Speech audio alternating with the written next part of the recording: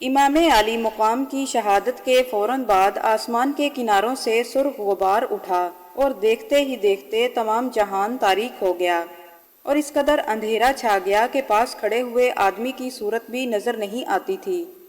تھوڑی ہی دیر کے بعد وہ اندھیرا دور ہو گیا اور پھر آسمان سے خون ٹپکنے لگا، یہاں تک کہ جس چیز کو دیکھتے تھے اس میں خون ہی خون نظر آتا، جس پتھر کو اٹھایا جاتا اس کے نیچے تازہ خون موجود ہوتا۔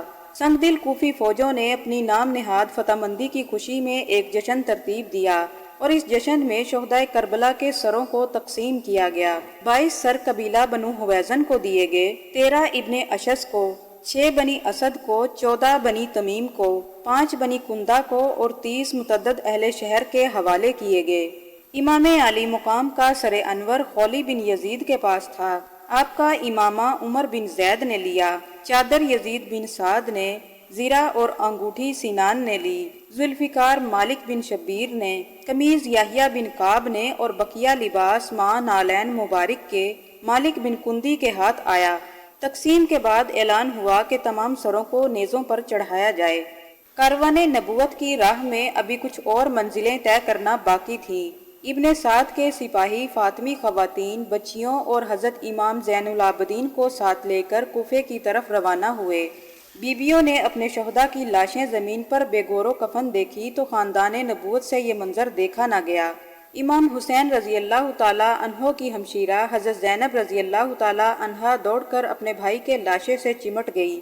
شہداء کے سروں کو اٹھاتے ہوئے یہ لشکر خوشیاں مناتا ہوا واپس کوفہ آ رہا تھا۔ ابھی زیادہ دور نہیں جا سکے تھے کہ سامنے سے ایک ہاتھ نظر آیا جس پر یہ لکھا ہوا تھا: جس قوم نے حسین کو قتل کیا، کیا اس کے نانا کی شفاعت کی امید رکھ سکتی ہے؟ ترمذی شریف کی جلد ثانی میں ہے۔ ایک عورت کہتی ہے کہ میں محرم کی 10ویں تاریخ کو مدینہ طیبہ میں ام المومنین حضرت ام سلمہ رضی اللہ تعالی عنہا کی خدمت میں حاضر ہوئی، دیکھا کہ آپ رو رہی تھی۔ میں نے رونے کی وجہ دریافت کی تو ام المومنین نے فرمایا کہ میں نے ابھی خواب دیکھا ہے کہ رسول اللہ صلی اللہ علیہ وآلہ وسلم کے سر انور اور ریش مبارک کے گرد غبار ہے۔ میں نے عرض کیا یا رسول اللہ یہ کیا بات ہے؟ تو آپ نے فرمایا کہ میں ابھی کربلا سے آ رہا ہوں، آج میرے حسین کو قتل کر دیا گیا۔ ام المومنین فرماتی ہیں کہ پھر مجھے وہ مٹی یاد آ گئی جو شہزادہ حسین کی پیدائش کے وقت حضرت جبرائیل علیہ السلام نے میدان کربلا سے لا کر حضور صلی اللہ علیہ وآلہ وسلم کو دی تھی، اور نبی کریم صلی اللہ علیہ وآلہ وسلم نے وہ مٹی مجھے لا کر دی اور فرمایا: اے ام سلمہ، اس مٹی کو اپنے پاس رکھو، جس دن میرا حسین قتل ہوگا یہ مٹی خون ہو جائے گی۔ آج حضرت ام سلمہ فرماتی ہیں کہ میں نے وہ مٹی دیکھی تو وہ خون بن چکی تھی۔ اس مٹی کو میں نے ایک شیشی میں سنبھال کر رکھا ہوا تھا۔ خولی بن یزید لشکر سے کافی آگے نکل چکا تھا۔ راستے میں ایک راہب کا عبادت خانہ نظر آیا۔ خولی ذرا سستانے کے لیے وہاں بیٹھ گیا۔ راہب نے باہر نکل کر پوچھا کہ یہ کس کا سر ہے؟ خولی نے جواب دیا کہ حسین کا۔ راہب نے پوچھا کہ حسین کون؟ خولی نے جواب دیا کہ علی شیر خدا کا بیٹا۔ راہب نے پوچھا کہ وہی علی جو تمہارے نبی کے داماد تھے؟ خولی نے جواب دیا کہ ہاں۔ راہب نے کہا کہ پھر یوں کیوں نہیں کہتے کہ ہمارے نبی کے نواسے کا سر ہے، فاطمہ الزہرا کے نور نظر اور لخت جگر کا سر ہے۔ راہب نے خولی سے کہا کہ 10,000 درہم میں تمہیں دوں گا، یہ سر اقدس ایک رات کے لیے میرے پاس رہنے دو، صبح جاتے وقت اسے میرے پاس سے لے جانا۔ خولی جس نے درہم کے بدلے ہی ایمان بیچا تھا کب انکار کرتا، فوراً ہی دے دیا۔ اس راہب نے خوشبو لگا کر سر انور کو ایک بلند چوکی پر رکھا اور ساری رات اس سر انور کے آگے ہاتھ باندھ کر کھڑا رہا۔ جب نصف رات گزر گئی تو سر اقدس کی پیشانی سے ایک نور نکلا جس سے عبادت خانہ روشن ہو گیا۔ راہب نے کہا کہ یا حسین، بے شک آپ زندہ ہیں، میں آپ کو گواہ کر کے کہتا ہوں، اشہد ان لا الہ الا اللہ و اشہد ان محمدًا عبدہ و رسولہ۔ راہب نے صبح سر اقدس کو واپس کیا تو اس نعمت کی واپسی پر اس کا دل بہت رنجیدہ تھا، آنکھیں رو رہی تھی۔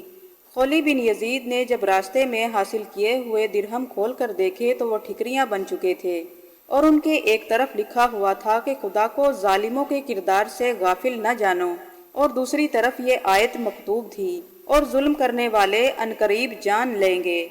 ابن سعد کا لشکر خوشیاں مناتا جب واپس کوفہ پہنچا تو ابن زیاد نے تمام شہر میں اعلان کیا کہ کوئی آدمی ہتھیار لے کر باہر نہ نکلے۔ عوام خاندان نبوت کے لٹے ہوئے قافلے کی بے کسی پر زار و قطار رونے لگے۔ شہزادہ امام زین العابدین رضی اللہ تعالیٰ عنہ نے فرمایا کہ تم کیوں روتے ہو؟ بتاؤ ہمیں قتل کس نے کیا؟ خولی سر اقدس کو لے کر کوفہ پہنچا اور گھر گیا اور سر اقدس کو تنور میں رکھ کر خود سو گیا۔ اس کی بیوی بڑی نیک دل تھی، رات کو نماز تہجد کے لیے اٹھی تو اس نے دیکھا کہ تنور میں روشنی تھی۔ اس نے کہا کہ میں تو آگ بجھا کر سوئی تھی، پھر یہ روشنی کیسی ہے؟ قریب گئی تو عجیب منظر نظر آیا۔ تنور میں ایک سر موجود ہے اور اس سے نور نکل رہا تھا۔ اس کے گرد 4 عورتیں بیٹھی ہوئی ان سے یہ کہہ رہی تھی، اے میرے لال، اے میرے شہید، اے میری آنکھوں کے نور، اللہ تجھے روز جزا تیرا انصاف فرمائے گا۔ جب تک تیرا خون بہا نہیں لوں گی میں اللہ کے عرش کا پایا نہیں چھوڑوں گی۔ خولی کی بیوی یہ منظر دیکھ کر بے ہوش ہو گئی۔ غیب سے آواز آئی، تم کیوں پریشان ہوتی ہو؟ خاوند کے گناہ کا تم سے کچھ مواخذہ نہیں ہوگا۔ یہ بیبیاں جو تم دیکھ رہی ہو یہ حضرت خدیجہ الکبریٰ، حضرت فاطمہ الزہرا، حضرت مریم اور حضرت آسیہ رضی اللہ تعالی عنہا ہیں۔ اس نے سر اقدس کو تنور سے نکال کر نہایت تعظیم و تکریم سے بلند مقام پر رکھا اور خولی کو جگا کر کہا، او مردود، تو نے تو کہا تھا کہ ایک باغی کو قتل کرنے گیا تھا، یہ تو نبی کے نواسے کا سر ہے۔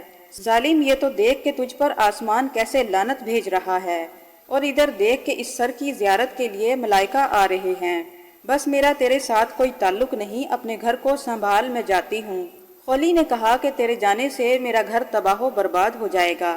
عورت نے کہا کہ خدا کرے کہ تیرا گھر تباہ و برباد ہو جائے، تیرے سب بچے تباہ ہو جائیں۔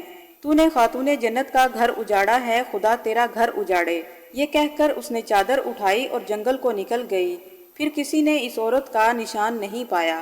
رات گزر گئی، صبح ابن زیاد نے دربار لگایا۔ مجلس لوگوں سے بھر گئی۔ ابن زیاد کے ہاتھ میں چھڑی تھی اور حضرت امام حسین رضی اللہ تعالی عنہ کے لبوں پر مارنے لگا۔ دربار میں حضور صلی اللہ علیہ وآلہ وسلم کے ایک صحابی حضرت زید بن ارقم رضی اللہ تعالی عنہ موجود تھے۔ ابن زیاد کی یہ حرکت دیکھ کر برداشت نہ کر سکے اور بولے، او ظالم، ان ہونٹوں سے اس چھڑی کو ہٹا لے، خدا کی قسم یہ مبارک لب ہیں، میں نے خود اپنی آنکھوں سے حضور صلی اللہ علیہ وآلہ وسلم کو ان پر بوسہ دیتے ہوئے دیکھا ہے، خدا تیرے ہاتھ توڑ دے اور اللہ تجھے فناہ کرے۔ ابن زیاد نے کہا، اگر تو بوڑھا ہو کر ستیا نہ گیا ہوتا تو میں ابھی تیری گردن اڑا دیتا۔ حضرت زید بن ارقم یہ کہتے ہوئے مجلس سے اٹھ کر چلے گئے، اے کوفے والو، آج کے بعد تم غلام ہو۔ تم نے زہرہ کے لال کو قتل کیا اور ابن مرجانہ اور ابن زیاد کو حاکم بنایا۔ تم نے نیکوں کو قتل کیا اور شریروں کو زندہ رکھا۔ تم نے ذلت کو پسند کیا، خدا تمہیں غارت کرے۔ ابن زیاد کی نظر حضرت امام زین العابدین پر پڑی تو اس نے انہیں بھی قتل کرنے کا حکم دے دیا، مگر حضرت زینب رضی اللہ تعالی عنہا کی شدید دل بستگی نے ابن زیاد کے اس ارادے کو بدل دیا۔ ابن زیاد نے کہا، اچھا میں زین العابدین کو قتل نہیں کرتا، مگر دیکھ کہ تمہارے اہل بیت کے ساتھ اللہ تعالیٰ نے کیا سلوک کیا۔ حضرت زینب رضی اللہ تعالی عنہا نے جواب دیا کہ بے شک ان کی شہادت مقدر ہو چکی تھی، وہ مقتل میں تشریف لائے، مگر عنقریب داور محشر کے حضور وہ تم سے ضرور انصاف طلب کریں گے۔ ابن زیاد نے حکم دیا کہ تمام سروں کو کوفہ کے بازاروں میں پھرایا جائے۔ ابن عساکر نے منہا بن عمرو سے روایت کیا ہے، وہ کہتے ہیں کہ خدا کی قسم میں نے اپنی آنکھوں سے دیکھا، جب امام حسین کا سر اقدس ایک مکان کے قریب پہنچا تو اس مکان کا مالک قرآن پاک کی یہ آیت تلاوت کر رہا تھا، اصحاب کہف کا قصہ بڑا عجیب ہے۔ تو سر انور سے آواز آئی، حسین کا قتل اس سے بھی عجیب ہے۔ ایک روایت کے مطابق یہ الفاظ بھی موجود ہیں، میرا قتل اور نیزے پر سوار ہونا اس سے بھی زیادہ عجیب ہے۔ کوفہ میں خوب تشہیر کے بعد ابن زیاد نے شمر کو کہا کہ سر حسین اور تمام اہل بیت کو دمشق میں یزید کے دربار میں لے جاؤ۔ شمر 5000 کے لشکر سمیت دمشق روانہ ہوا۔ دمشق کے سفر میں امام علی مقام کے سر اقدس سے بے پناہ کرامتیں ظاہر ہوئی، مگر سیاہ بد و باطن جس کی آنکھوں پر زر و جواہرات کے پردے پڑ چکے تھے، یہ چیزیں کب دیکھ سکتے تھے؟ اور یہ کارواں جب شہر معمورہ کے قریب پہنچا تو ایک عجیب واقعہ پیش آیا۔ معمورہ شہر کا حاکم ایک یہودی عزیز بن ہارون تھا۔ وہ رات کو سویا تو خواب میں حضرت موسیٰ علیہ السلام کی زیارت نصیب ہوئی۔ دیکھا تو حضرت موسیٰ علیہ السلام مغموم ہیں۔ عزیز نے عرض کیا، حضور آپ کی طبیعت مغموم کیوں ہے؟ آپ نے فرمایا عزیز محبوب خدا حضرت محمد صلی اللہ علیہ وآلہ وسلم کے نواسے کو شہید کر دیا گیا، ان کا سر اقدس صبح تیرے شہر معمورہ کے قریب سے گزرے گا، حسین کی آزاد کردہ لونڈی شیریں تیرے دروازے پر آئے گی، تجھے چاہیے کہ ان کی خدمت کرے اور سر حسین کو میرا سلام پہنچا دینا۔ عزیز نے عرض کیا کیا محمد سچے رسول ہیں؟ حضرت موسیٰ علیہ السلام نے فرمایا وہ تو انبیاء کے بھی رسول ہیں، ان پر ایمان لانے کا اللہ نے ہم سے وعدہ لیا ہے، جو ان کو تسلیم نہیں کرتا وہ جہنم میں جائے گا۔ ادھر جب قافلہ معمورہ شہر کے قریب ایک پہاڑی کے دامن میں رکا تو شیریں جو امام حسین کی آزاد کردہ لونڈی تھی، انہوں نے اہل بیت کی خدمت میں عرض کیا کہ میرے پاس کچھ زیور ہے، اگر آپ اجازت دیں تو میں انہیں شہر میں بیچ کر آپ کے لیے کپڑے لے آؤں۔ اہل حرم نے اس کے اصرار پر اسے اجازت دے دی۔ جب شیریں شہر کے دروازے پر پہنچی تو دروازہ بند تھا، دستک دی تو اس وقت عزیز بن ہارون دروازے پر پہنچ چکے تھے۔ اس نے کہا کہ شیریں ٹھہرو، میں دروازہ کھولتا ہوں۔ یہ سن کر شیریں حیران رہ گئی کہ یہ آدمی میرا نام کیسے جانتا ہے۔ سوال کرنے پر عزیز نے خواب کا سارا واقعہ سنایا اور کافی سامان اور کپڑے امام زین العابدین کی خدمت میں پیش کیے اور سر اقدس کو حضرت موسیٰ علیہ السلام کا سلام پہنچایا تو سر اقدس سے سلام کا جواب آیا تو وہ فوراً مسلمان ہو گیا۔ امام زین العابدین نے چاہا کہ شیریں کا نکاح عزیز سے کر دیا جائے، مگر شیریں نے عرض کیا کہ میں اہل حرم سے جدائی پسند نہیں کرتی، مجھے ان مصائب اور مشکلات میں بھی راحت ہے۔ حضرت شہر بانو جو اس لونڈی کو ایران سے اپنے ساتھ لائی تھیں، انہوں نے اصرار فرمایا تو شیریں نے تسلیم کر لیا اور اس کا نکاح عزیز سے کر دیا گیا۔ زہر بن قیس لشکر سے پہلے ہی یزید کے دربار میں پہنچ چکا تھا اور بڑے فخر سے حالات سنانے لگا۔ غاز بن ربیعہ کہتے ہیں کہ اس وقت میں یزید کے پاس بیٹھا تھا۔ یزید نے پوچھا کہ بتاؤ کیا خبر ہے؟ زہر بن قیس نے کہا کہ فتح و نصرت کی بشارت لایا ہوں۔ حسین بن علی اپنے 19 اہل بیت اور 72 ساتھیوں سمیت ہمارے پاس پہنچے۔ ہم نے انہیں بڑھ کر روکا اور مطالبہ کیا کہ ہمارے امیر المومنین یزید کی بیعت قبول کرو، مگر انہوں نے اطاعت کے بجائے لڑائی کو پسند کیا۔ چنانچہ ہم نے طلوع آفتاب کے ساتھ ہی ان پر حلہ بول دیا اور آن کی آن میں سب کا خاتمہ کر دیا۔ اس وقت ان کے لاشیں خون میں تر ہیں، ان کے رخسار غبار سے اٹے ہوئے ہیں، ان کے جسم دھوپ کی شدت سے خشک ہو رہے ہیں۔ یہ سن کر یزید سخت پریشان ہوا۔ زہر بن قیس کو کوئی انعام نہیں دیا اور کہا لعنت ہو ابن زیاد پر، اگر میں وہاں ہوتا تو حسین سے درگزر کرتا، مگر خداوند کریم حسین کو اپنے جوار رحمت میں جگہ دے۔ دراصل اس کی یہ گریہ بھی وقتی تھی، کیونکہ وہ دیکھ رہا تھا کہ کلنک کا ٹیکا اس کے ماتھے پر لگ چکا تھا۔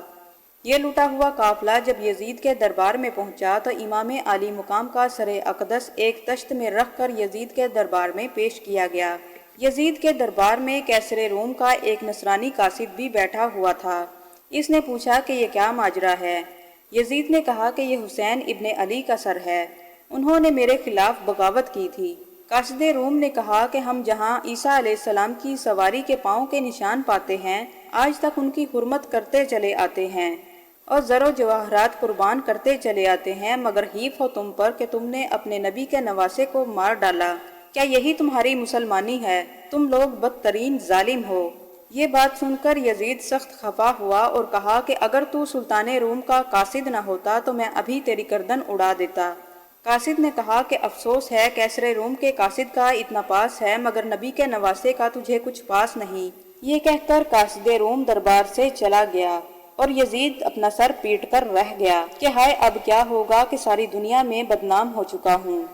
یزید نے اہل حرم کو اپنے گھر بھیج دیا اور اپنے گھر والوں کو حکم دیا کہ ان پر 3 دن تک ماتم کرو۔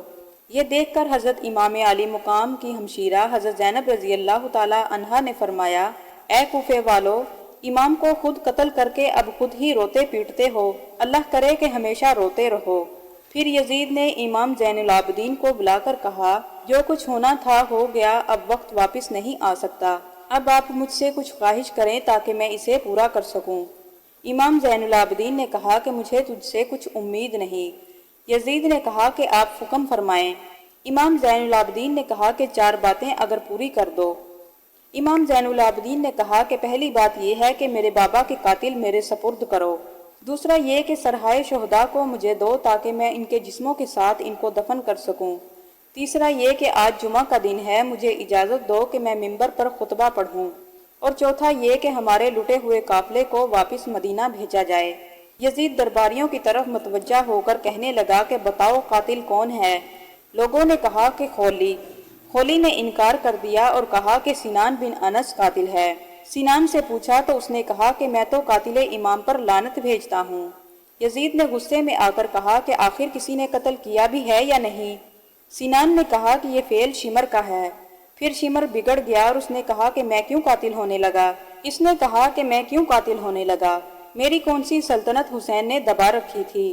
قاتل وہ ہے جس کو حسین سے خوف تھا اور جس نے زر و جواہرات کے بدلے لوگوں کے ایمان خراب کیے۔ قاتل وہ ہے جس کو حسین سے خوف تھا اور جس نے زر و جواہرات کے بدلے لوگوں کے ایمان خراب کیے، عہدوں اور حکومتوں کا لالچ دے کر حسین کو قتل کرایا۔ یزید امام زین العابدین سے کہنے لگا کہ حضرت قاتل والا معاملہ تو مشکل ہے، کوئی مانتا ہی نہیں، یہ جانے دیجئے میں باقی 3 شرائط کو پورا کیے دیتا ہوں۔ امام زین العابدین نے کہا کہ مجھے پہلے ہی تجھ سے کچھ امید نہیں تھی۔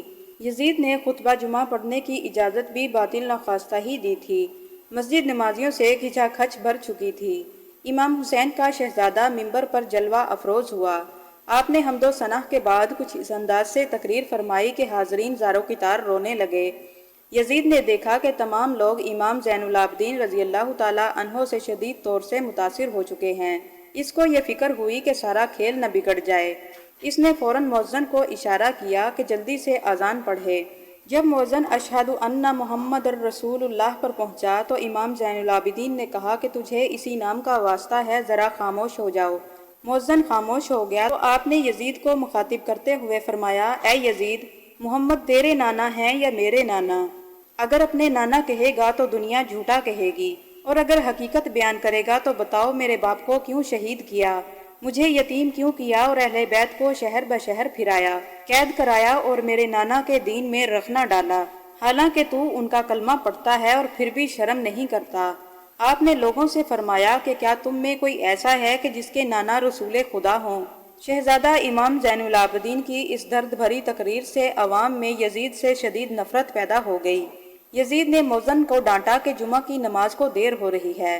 نماز سے فراغت کے بعد اس نے ایک اجلاس عام بلایا۔ شہر کے تمام رؤساء اور معززین کو کہا کہ تم حسین کے لیے روتے ہو، میں تو تم سے تب راضی ہوتا کہ تم حسین کو میرے پاس زندہ لے کر آتے اور ان سے کسی شرط پر میں صلح کر لیتا۔